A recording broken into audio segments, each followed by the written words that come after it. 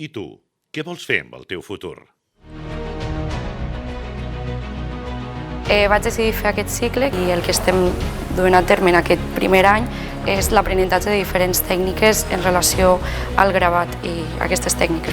Aleshores, aquest primer any tenim com un primer tasteig de les diverses tècniques i al següent any aprofundim una miqueta més, també tocant diferents qualitats de tècniques, colors, etc.